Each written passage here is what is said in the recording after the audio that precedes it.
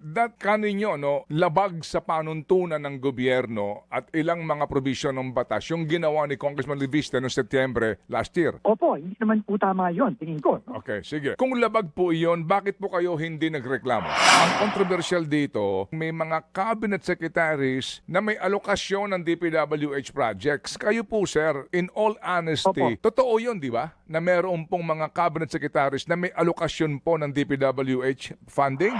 Kayo, sir, mismo, hindi nyo alam yun, hindi nyo nakita yun. Yung mga sinasabi ng posibilidad na ito ho ay mga miyembro mismo ng gabinete na may alokasyon ng pera from DPWH. Kumusta na po yung sunog sa Baguio? Ano pong report ng inyong mga tauhan doon, sir? Unahin ko itong PCMC. Ito'y araw-araw kong nadadaanan at hindi matapos-tapos yung building na ito. Anong issue dito? Sino ang contractor nito? At ano ang issue dito? Ba't di matapos-tapos? Alam ho ba ito ng Presidente? Itong funding issue na to? Alam po niya. Alam po niya. Alam po niya. Sige. Kung alam niya po ito, bakit di sinama sa NEP? Ano ang tanong dyan, Sec? Ano motive? Ano ang motive? Kung sabi nga po ninyo, ayaw nyo humusga ngayon pa lamang, kung sinadya o hindi kasi iniimbestigahan. Kung sinasadya ito, ano ba motive kung sakali? Klaro naman po siguro kung anong motibo, Manong Ted, no? Para itago yung kung ano mga ginawa nilang mali. No? Yun na naman ang posibleng motive nun. Kung may motive man po, I don't think gagayo na tayo dun sa motibong yun. Kasi, kung sinadya, no? Kung sinadya. Kasi pwede kasing ang dating naging ghost project kasi doon sa coordinates wala naman talagang proyekto posible doon. Po yan. Okay. Oo. Pero mayroon po tayong nakitang ganon, no? Na halimbawa po, no, flood control, alam niyo na noon, ilog, mahaba, no? Itong coordinates na to wala, pero kung titignan mo, a few hundred meters away meron.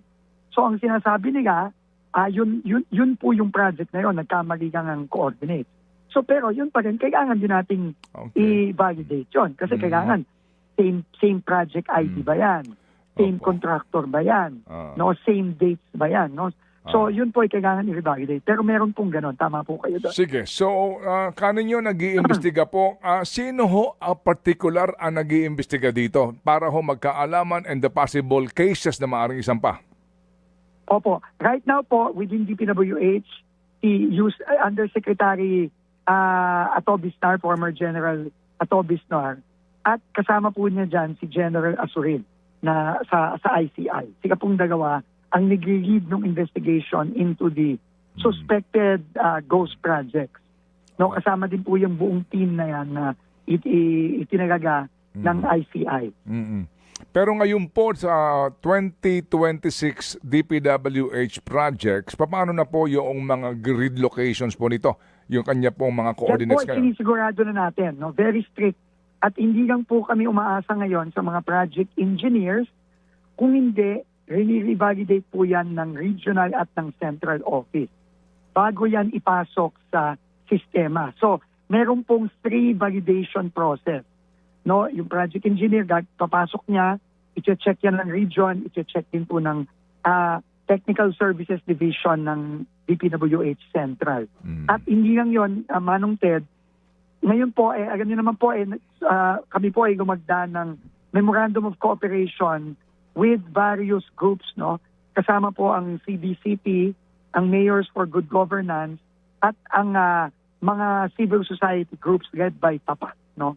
So yan po, in fact, nagmi-meeting na po kami since last year pa at ngayon na napasa na ang budget para nga po coordinated po lahat ang pagmamonitor, pati po yung ating mga civil society groups, mga LGUs, pati na rin po ang simbahan, kasama po sa pagmamonitor at pagbabalidate ng tamang mga lokasyon ng mga proyekto. Oo. Yes, Sec Vince, medyo curious lang ako dun sa ginagamit nating sistema sa DPWH. Balikan ko lang yung coordinates kanina. Sabi niyo po from regional offices, merong nag-e-encode doon ng mga bawat proyekto. District office. Regional district office papunta sa main office ng DPWH. Pagdating po sa main office, pagdating sa main office ng DPWH, hindi na po nila mababago yon. Kung ano yung pinasa ni regional district office, yun na po yun. Hindi po, mababago naman po. But I think ang naging problema nung nakaraan, wala pong revalidation. Meaning, kung ano po ang ipasok ni project engineer, halimbawa sa Bulacan, no, sa First District of Bulacan, yun na po yun.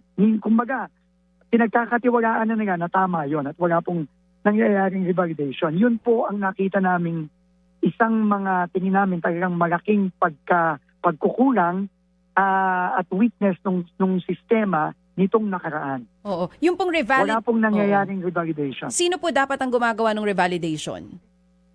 Ngayon po, ang ginagawa na ho namin ngayon, pag in-encode ng district, ibabalidate yan ng region, ibabalidate din po yan ng central, at ngayon po may dagdag pa tayo, pati yung mga nasa labas ng gobyerno tulad ng mga civil society groups, pati na rin ng mga LGUs, binibigyan namin silang access to validate. At magbibigay sila ng input sa isang sistema din. No? Okay, sige po. So parang multiple validation po. Yun po ang aming dinidisenyo ngayon para sa mga projects moving forward. Oo, kailan po yan magiging epektibo? Ngayon taon po ba yan, Sec? Ngayon na pong 2026. Tsaka meron ho bang kumbaga, real time ngayon na monitoring na, kumbaga? Well, hindi naman ho natin masasabing real time, pero dito po sa bagong transparency, kasi po ang real time bawat segundo, bawat minuto, no? Dito po sa ating bagong ginaunch ng ating Pangulo na Transparency Portal, meron na pong regular satellite images na ipapasok tayo sa kada proyekto. So, syempre, by satellite, kailangan po tama yung coordinate. No? Kasi syempre, yung satellite, dun siya titingin. Opo. So, regular po yan. Ang aming usapan po monthly. No? Mag-upload ng mga satellite images monthly sa bawat proyekto na ongoing. Okay. Sige po. Pwede ho ba, sir, once and for all, itong Cabral files na ito? Kasi nung nasa bakasyon po kayo, ang sinasabi po ni Congressman Leviste, humihingi siya ng clearance sa inyo. That's one, na ito'y ilabas sa publiko, yung kanyang hawak na files. Pangalawa, pinahintulutan nyo siya na kunin itong Cabral files na ito sa office mismo ni Yusek Cabral. May visuals pa po ito. Ano ba talaga ang pangyayari dito? Ano ba kwento nito sa inyo? Ipapaliwanag ko po ng mabuti. Para lang ito po yung nangyari September 4. Pangalawang araw ko pa lang po ito sa DPWH. Pumasok po ako September 2. Tumawag po sa akin ang yumaong Undersecretary Cathy Cabral, na nandun daw po sa opisina niya, si Congressman Leviste, at humihingi ng files. Ang tanong ko po, ano ang hinihingi? Ang hinihingi daw po yung district allocations ng mga proyekto. No, meaning, bawat distrito sa Pilipinas, ano ba yung mga proyekto niyan, ano ang total? Ang sabi ko po kay Yusek Cabral, that is public information yan. Kasi yan ay nasa budget, yan ay nasa National Expenditure Program. So, ibigay dapat yan. Yun po ang sinabi ko kay Undersecretary Cabral. Ulitin ko po, yung legislative district allocation. Yan po, anong taon yan, para sa anong taon? 2025 po ata sa aking pagkakaalala. No? Pero in fact, ang sinabi ko pa nga doon, kahit naman anong taon yan, public information dapat yan. So dapat yan nasa publiko yan. Okay.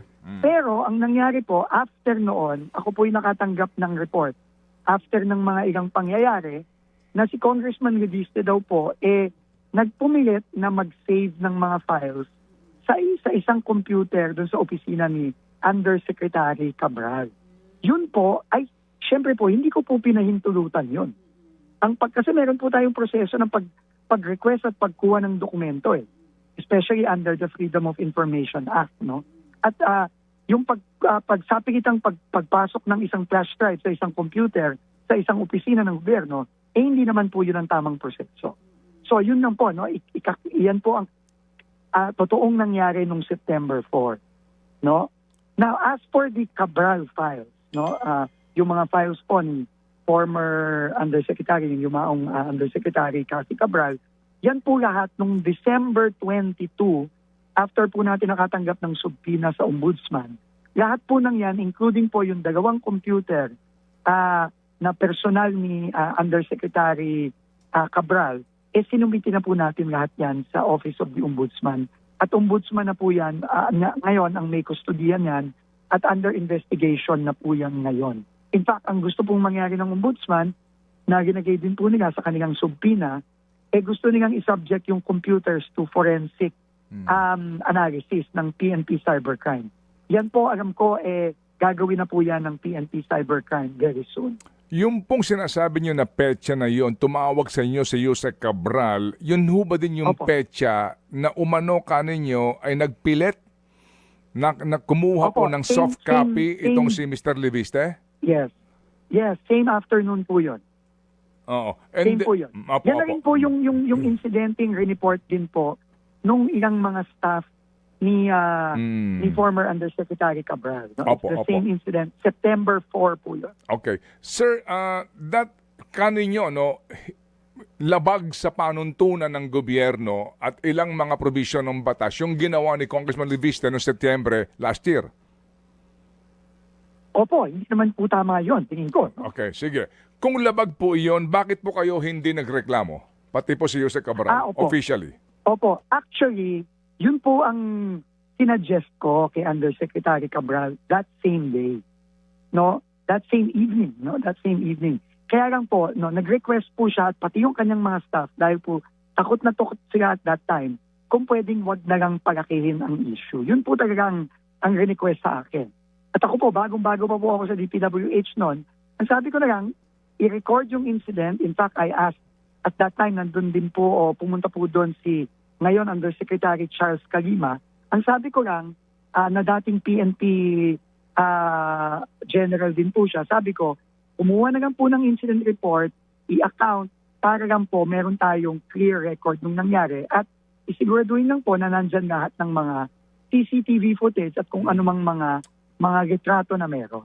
Kaya po So yun lang po Opo. ang ginawa namin. Kaya natabi itong lumabas ngayon recently na footage nga po ng Totoo po pagpunta yan. roon ni Mr. Opo. Leviste. Nag-accede po ako no, dun sa request ni former Undersecretary Cabral Mhm. at yung kanyang mga staff na wag nang palakihin. Opo. Pero we recorded everything po at nakadocument po lahat. Kaya din pati yung picture ng sugat daw sa kamay, daliri, nando doon po't na-preserve ka po. No, Opo, yun nga po staff yung niya. Okay. nangyari daw po na may agawan ng papel, kaya daw po na paper cut si Opo. Yusek Cabral noon. Sige. Opo, So, kasama po yan. It's all one incident. opo. Sinasabi ho ninyo, ang hinihingi ni Mr. Leviste ay public document, no? Public record, Tama po actually. yan. Public record.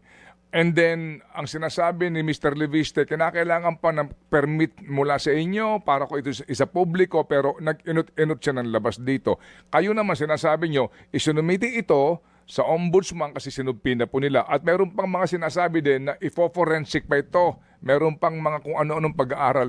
Bakit ganon? Kung public record ito, ba't di nilang ilabas lahat? Pero yung pong mga allocations ng district, yan po ay public record po talaga. Mhm. Kung ano, in fact, sinabit din po namin yan sa Senado at sa Kongreso. Request po. Yan po ay public record po talaga. Pero, syempre, meron pong mga ibang files na nandoon sa computer. Yun po ang isa subject ng ombudsman sa kanilang pagsusuri. Pero yung pong district allocation, public po talaga yan. May sinasabi si At Congressman nailabas na po yan. yung nga, may sinasabi kasi si Congressman Leviste na kailangan ba ipagpaalam kasi ito yung may mga notations na nung mga allocables sa ilang mga secretaries, no? Ito nga po iyon ang sinasabi. Yun To be honest, hindi ko po alam yung sinasabi ni Congressman Leviste na may mga notation. Ang alam ko lang po, yung sinumiti namin sa kanya na pinaprepare ko din kay Undersecretary Cabral at that time, yung pong listahan ng mga proyekto kada distrito. No, pero yung pong sinasabi niya, kaya po ako medyo nakukonfuse din po sa iba't ibang mga listahan na sinasabi. No, kaya tingin ko po ang pinakamaganda na ginawa ng ombudsman, hiningi po niya ito at tignan po talaga ano po ba ang mga listahan na ito. By the way po, no, sa Manong Ted, hindi lang po mga listahan ang binigay namin sa ombudsman. Pati po lahat ng letter of request from 2016 to 2026 na pumasok sa opisina ni Undersecretary Cabral para sa mga iba't ibang proyekto, sinama po namin yan. Pero doon po Sa mga isinumiti po natin. kasi wala ho namang problema doon sa mga request na yan kasi kung yan po Opo. legit na request ng distrito, okay naman yun. Pero yung nga po, Tama po. andito ho kasing ang controversial dito, yun pong naging testimonya na nga nila Bonoan, Cabral, Bernardo na yung mga leadership fund kung tawagin. At may mga, Opo. sabi ho mismo ni Senator Ping, may mga cabinet secretaries na may alokasyon ng DPWH projects. Kayo po, sir, in all honesty, totoo yun, di ba? Na meron pong mga cabinet secretaries na may alokasyon po ng DPWH funding? Ay, unang-una ho, wala pa ho ako nakikitang ganong listahan. Unang-una, no, na sinasabi. No, pero ang sa aking pagkakaalam po, no, merong mga iba't iba pagka po magsisimula na ang budget proseso, no, yung proseso ng budget para sa isang taon. Marami pong nagre-request sa DPWH. Mayor, governor, congressman, senator, at meron din pong mga nasa loob ng gobyerno, nasa loob ng ehekutibo na nagre-request. Now, as to whether alokasyon ba yon, no, quote unquote, meaning yan ba hiningi, no, at inallocate para sa isang tao, whether LGU yan, probinsya yan, legislative yan o executive yan, yun po hindi ko masasagot. Hindi nyo, No. wala kayong alam doon sa SAP? Wala po. Sa Hindi ko SAP alam. ng mga Alam ko, initials? Opo. Ang alam ko po, merong mga nagre-request, no, ng mga proyekto. Pero kung yan ba ay ina-allocate o kumbaga ibinibigay sa mga taong ito, hindi ko po alam yon. Pero yun po, hindi po tama yon. No, sa aking pananaw. At dapat po yan, kung may request, dapat po yan malaman ng publiko. Si ganito nag-request ng ganyang proyekto, ng ganyang tulay, ng ganyang kalye. Sige So po. yan po ang dapat gawin na sa moving forward. Yes, moving forward. Pero itong sinasabi ni Senator Ping, mismo sa kanya nang galing, no? Pati nga siya nagulat, bakit may ganito po na alokasyon ng ganitong kalaking pondo sa isang SAP, may mga ganun pong initials. Kayo, sir, mismo, hindi nyo alam yun, hindi nyo nakita yun, yung mga sinasabi ng posibilidad na ito ho ay mga miyembro mismo ng gabinete na may alokasyon ng pera from DPWH? Wala ho ako nakikitang ganong klaseng dokumento. Ngayon, kung meron pong ganong dokumento dun sa mga files ni Undersecretary Cabral, yan nasa ombudsman na po yan. And I'm sure subject na yan sa kanilang ongoing na investigasyon. Okay. At kung yan po susubpi na naman po ng ating mga institusyon, no? Tulad ng Senado o ng Kongreso, siyempre po, tayo kailangang sumunod yan. Okay, sige. Kumusta na po yung sunog sa Baguio? Ano pong report ng inyong mga tauhan doon, Sec? Itong sa Ongoing pa rin nangyari po lang po sa Cordillera. ang initial report po, unang-una, awa ng Diyos, napakaliit na portion nung office ng regional, office ng DPWH sa Baguio ang nasunog. Parang 2 square meters yan. So maliit lang po talaga na area. Na-control po ito agad. Pero ongoing po ngayon, ang dalawang kailangan nating malaman dyan. Kasi, alam mo, Manong Ted, nung nalaman ko na nasunog ang regional office o nasusunog ang regional office ng Baguio, 2 days after ako mag-announce ng Regodon at tatanggalin yung ililipat yung regional director ng CAR, talagang nagduda po ako dyan, Manong Ted. Kaya nga po, tinawagan, nag-usap po kami ni Mayor Benji Magalong, pati yung kanyang fire chief ng BFP sa Baguio, para talagang siguraduhin, number 1, mapatay kagad yung sunog, awa ng Diyos, napatay agad, kaya mag-iit lang mo yung nasunog na area. Pero imbestigahan talaga kung ano ang cause. So, ang initial na sinasabi nila, yung usual na naririnig natin, na may na-short na wire sa kisame, etc. Pero hinihintay ko pa po yung final report ni Mayor Magalong at ng DFP dyan. Ang sabi po sa akin, by this weekend po makakakuha na po tayo ng final report.